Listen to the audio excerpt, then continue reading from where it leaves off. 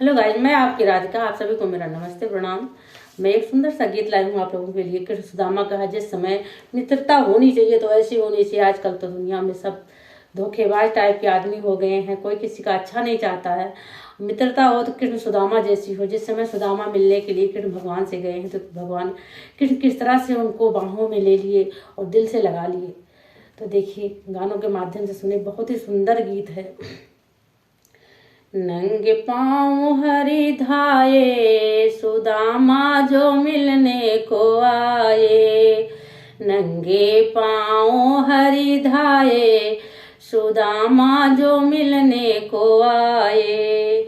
बाँह फैलाए हृदय से लगाए, बाँह फैलाए हृदय से लगाए। नैनन से नीर छलकाए, सुदामा जो मिलने को आए।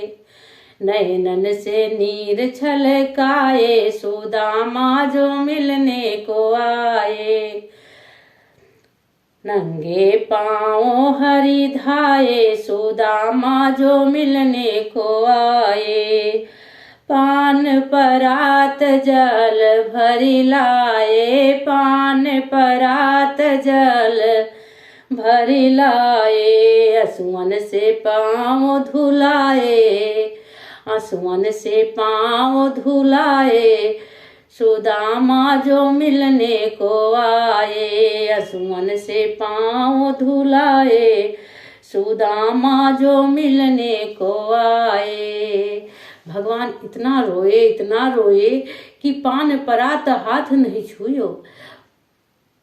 जल परात में भरा था लेकिन उनने हाथ से भी नहीं छुआ। इतने आंसू गिरे, इतने आंसू गिरे कि उनके पांव धुल गए।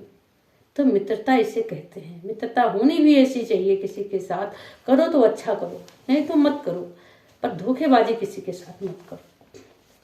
तो देखिए, नंगे पाँव हरि धाये, सुदामा जो मिलने को आए। नंगे पाँव हरि धाये, सुदामा जो मिलने को आए।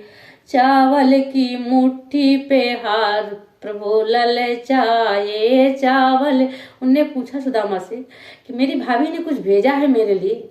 तो सुदामा तो नंगे पाँव, फटे बिवाइन, फटे कपड़े में गए थे। बहुत शर्मा रहे थे, इतने बड़े राजमहल में पाँव कैसे रखूं, क्या कहूं, किससे मिलूं। लेकिन पत्नी ने भेजा था तो जाना तो था ही।